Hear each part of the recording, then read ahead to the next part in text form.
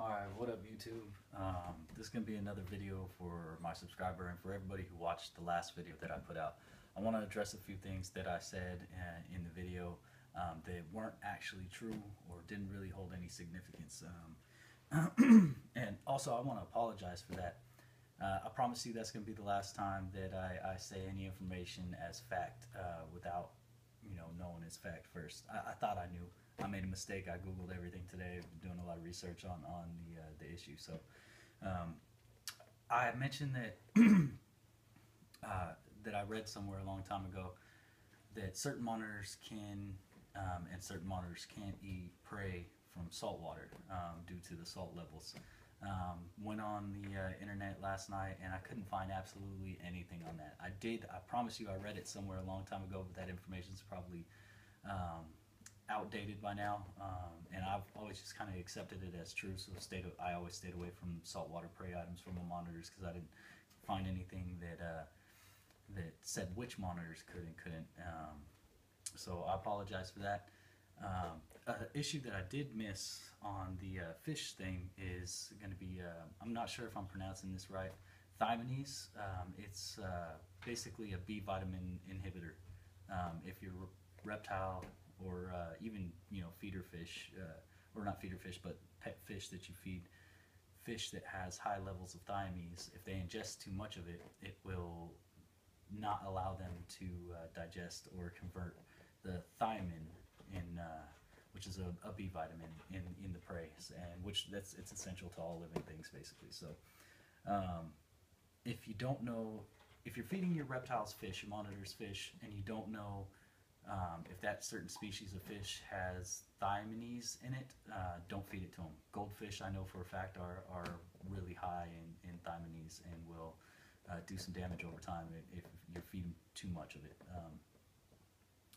The subscriber I addressed this issue with is feeding his monitor Sally's Silver Sides, I believe it was, from like Petco or something like that. I did some research on that company. These are true silver sides, not smelt. They're often confused, but he's feeding them the proper fish, so that's not the issue with your monitor. I hope you see this message. At first I was thinking that was it, or it had something to do with the salt. I was off. You're all good with the food you're feeding them.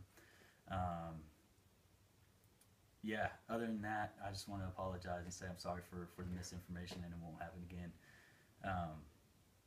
I'm still trying to figure out what's going on with your monitor, Kronos Maria, Zeus and Hera, but still haven't quite put my finger on it. To me, it seems, if I were to narrow it down to anything, also let me say this before I get any further into this video, is that I'm not a vet.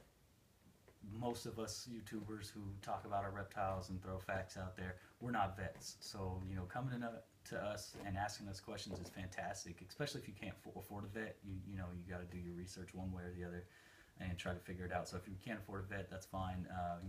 I'm sure the other guys just like me will try to do what we can to help you out, but we're not vets, so we can't really diagnose your reptiles, your monitors properly. We can try to help you narrow it down so that if you do, or when you do go to the vet, you can give them a proper rundown of the symptoms and the issues that you may be having, and help him diagnose, him or her, whoever your vet is. I'd hate to see a monitor suffer or pass away because of a misdiagnosed by just a YouTuber. You know what I mean? I'm no vet, so please don't take my advice as rock solid. Like I said, I won't be putting any more misinformation out there, any more wrong information that isn't factual. But still trying to narrow down the stuff with your monitor. Like I was about to say before I got into that, I believe, to me, it looks a lot like there are some stress issues there. And that's based off a few things I've seen in the video, and things that you mentioned as far as cage temps. They're a little low. They could definitely come up 10, 15 degrees, and that might help boost your monitor's activity and feeding response. Another thing is, I noticed I think you said you had 3 cats, and I think they were all in the room at one point. I don't know if they hang out. I saw the food dishes on your floor, but